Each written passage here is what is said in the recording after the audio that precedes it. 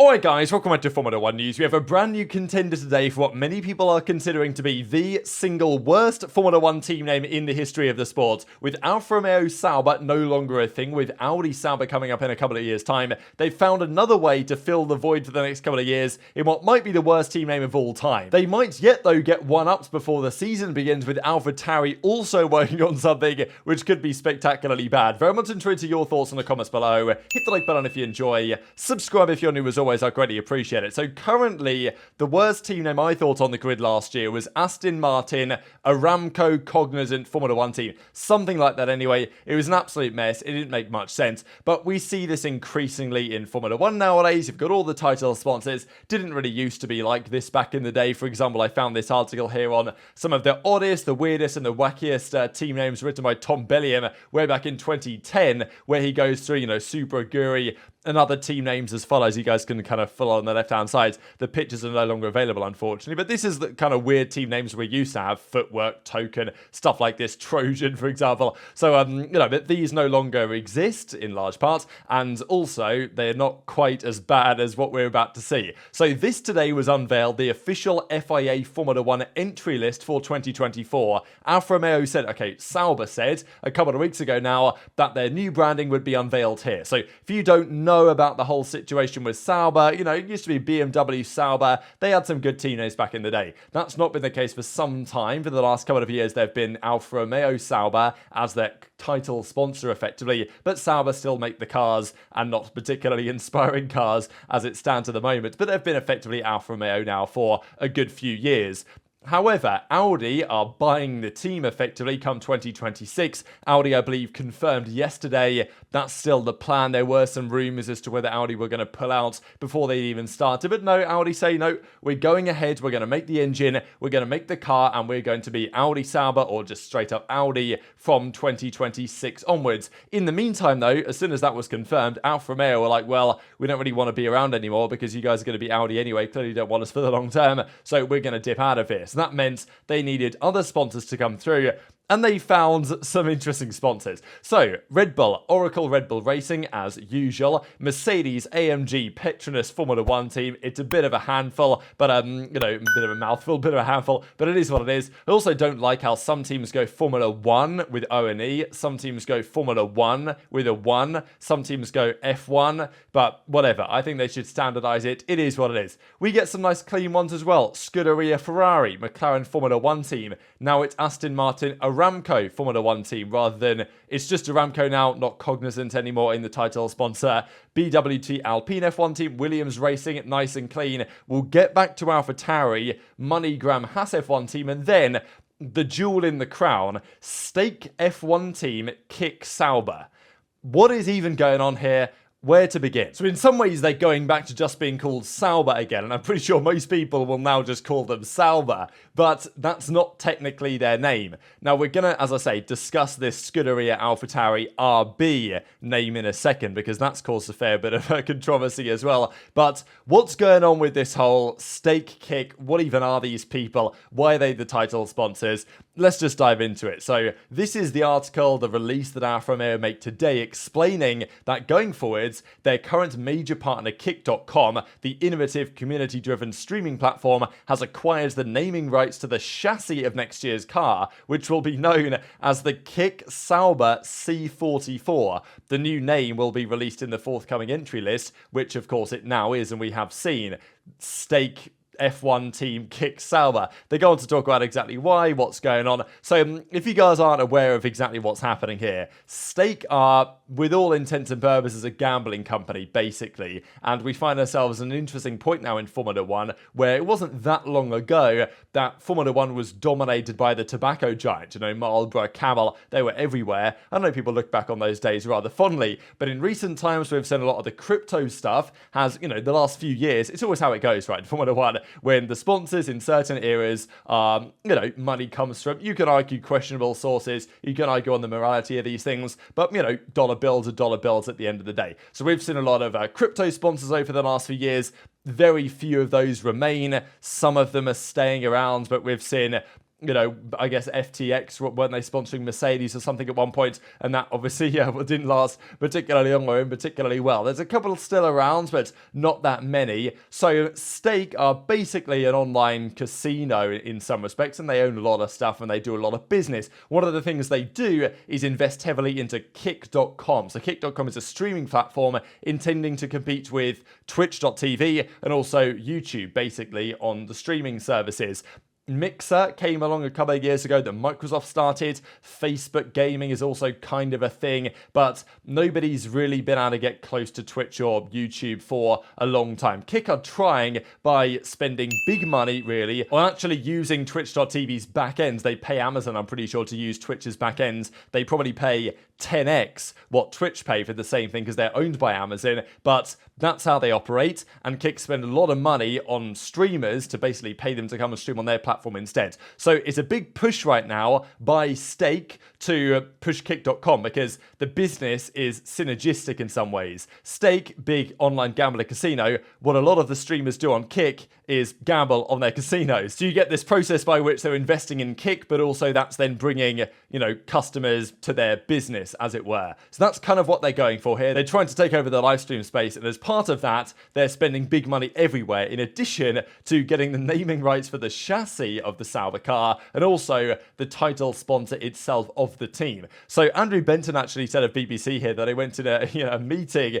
with the BBC guys today on the restrictions on sponsorship and advertising that exists for the BBC, and therefore what they can actually call these guys. For elegance and simplicity, they will just be called Sauber. But this is the full name. Stake, so that's the overall company that we looked at. Kick, they effectively own or heavily invest in. So it's kind of the same people. But I think what's annoying people most about this name is the way that it's structured. At least on some of the other names, let's say the Aston Martin one, I know it was a bit messy before, but at least it was Aston Martin, so you could call them Aston Martin. This one, Sauber is at the end, which is...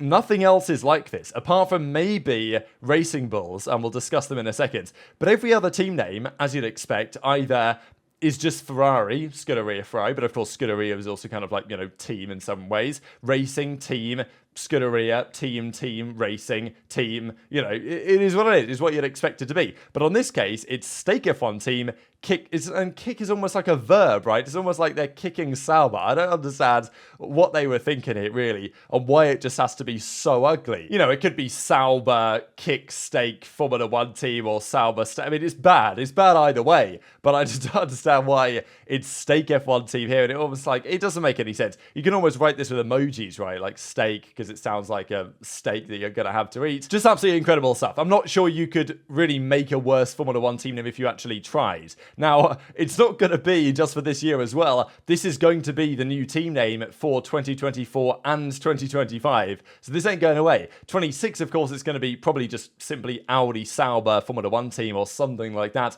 But for the time being, this is what we've got. And we're going to deal with the Kick Sauber C44 and whatever next year's version is going to be called, which is probably going to be rather similar. As I say, though, there is another potential contender for the worst team name on the grid. Because, to be honest, maybe a few weeks ago when the Racing Bulls thing was confirmed, or at least revealed that it was likely to happen, I thought this was going to be the worst team name that I'd ever seen. But maybe not, because Stake have managed to one-up them. So this is the interesting thing about RB. Now, Red Bull also use RB for, like, say, RB Leipzig, their football team. But the RB in that doesn't stand for Red Bull, it stands for something else. So it has been a thing where Red Bull RB doesn't necessarily stand for Red Bull, and we believe it stands in this case for Racing Bulls. So this is one of the logos that's been going around. Racing Bulls, RB, it is what it is. It's pretty bad. We talked about why it's bad a few days ago, but I don't like it. Is it better than Stake, F1 team, Kick Sauber? I think probably yes. It depends which way they do it, because with the RB initials at the back, it makes it probable that there is something like this. And this was actually the rumor a while ago that it's going to be sponsor A, Racing Bulls, sponsor B, F1 team. And I think the two sponsors that were rumored were Cash App and Visa, which maybe makes sense if, is Cash App, can you not get a Cash App card which is run by Visa? So maybe there's some, business relationship there that works, kind of like how it's Stake and Kick. So, but the way that Kick have done it, or Sauber have done it, is that it's Stake, which is sponsor 1, F1 team, sponsor 2, and then the team name.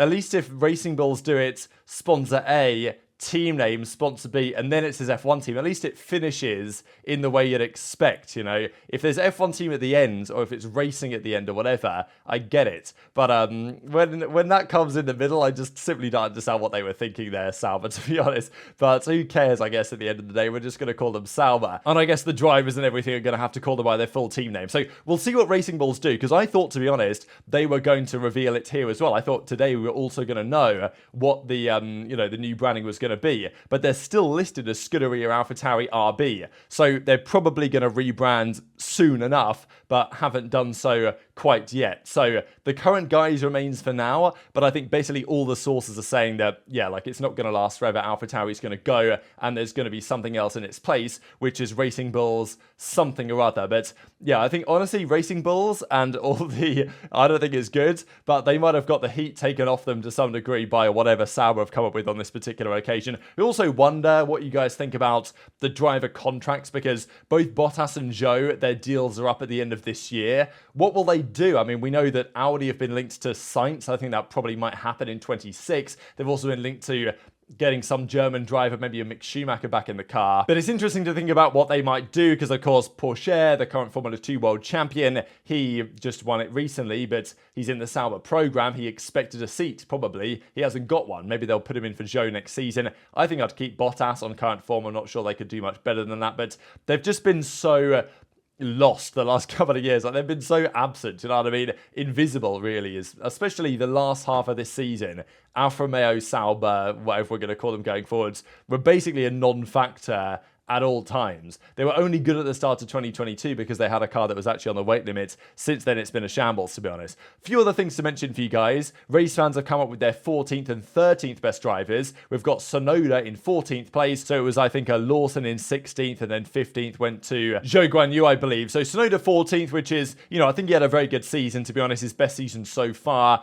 Was that, was he justified being potentially higher than this? I don't know, but he was the highest placed of all of the AlphaTauri drivers, which I guess is something. And then Hülkenberg gets 13th, which I think is, he had a really good season, I thought. I might have even been tempted to put him a bit higher than this, to be honest, because Hülkenberg, given that car, what he did with it in qualifying consistently was very impressive. Completely annihilated Magnussen, to be honest, as well this season. And if the car wasn't so terribly bad at the race and cooked its tyres all the time, then he would have got more points than he did, but still scores, I think, 9 points or something this season. I think that was mostly in the first half of the year. We'll see some of that in a second. There was also some talk on Aston Martin. No longer, well, they're now Aston Martin Aramco Formula 1 team, whatever it's going to be going forward. But they buy a lot of things from Mercedes. Not everything, but rear suspension, gearbox system and stuff they will still be purchasing for the new season. We talked the other day that Mercedes have found a way by packaging their car in a more traditional manner and making the gearbox smaller rather than needing it to be a different shape to accommodate the zero pods. That gearbox, which is smaller and therefore means the car at the rear can be more aerodynamically efficient, therefore go faster in a straight line. That is also going to apply to Aston Martin as well, because if they have a smaller gearbox, they can package it better and they can make their car more aero efficient, such as the Red Bull have with their very small gearbox, which sometimes causes them issues, but mostly is very much justifiable. So this is what Aston Martin and Mercedes have to play with, maybe McLaren as well, next season, because let's be honest, outside of Williams, Aston Martin, McLaren, Mercedes, all some of the lowest top speed cars on the grid. Not particularly aerodynamically efficient. So the advantage Mercedes might have that we discussed the other day should also apply as well to Aston Martin and probably McLaren, you would say. A couple of words quickly on Haas. I know there was this from Oliver Behrman, of course, Formula 2 driver. He had his first year in F2 last season, was very promising. This year, if he can take a big step forward, I think he's one of the most promising future F1 driver candidates in Formula 2. Says that before and during the season, been doing lots of work in the sim with Haas, developing that relationship. Now, I think Behrman's a very promising driver. I don't want him to go to Haas, to be honest. I don't know if that's necessarily good for your career as a rookie to go to Haas. It hasn't necessarily proven that way in the past.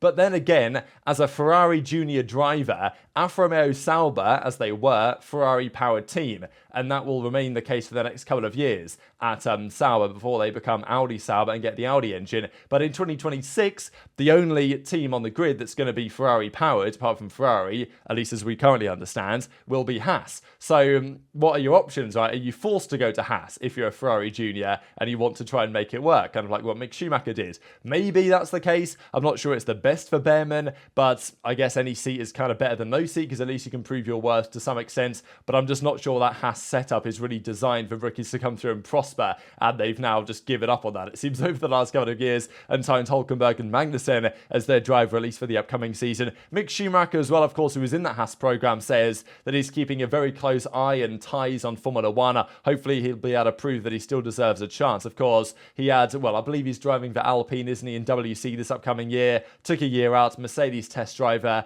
That's what he remains doing. And I think there's a chance he would have proven to be maybe more promising if he didn't drive for Haas. But, that I think sometimes is just how things go. And just as I mentioned earlier to close out with, this I thought was interesting from F1. Drivers first half versus second half of the seasons. Verstappen scored almost enough points to win the championship on both sides. Perez, I think, had 285 points maybe. So Verstappen nearly won the championship in the first 11 races, and he definitely won it in just the second set of races on his own, which is kind of insane. So we see the usual suspects, really. Ferrari took a step. McLaren took a big step, of course, that we can definitely see with Norris and with Piastri. And on the lower half, you get, as I say, the very much anonymity of the Sauber team, with Bottas scoring 5 and then 5, and Joe scoring 4 and then 2. And Haas in general going the other way, with a big step forward for Gasly, actually, and a big step forward for Tsunoda as well, as the car continued to improve. But very much intrigued to your thoughts in the comments below. Hit the like button if you enjoyed, subscribe if you're new, take care, and I'll see you next time.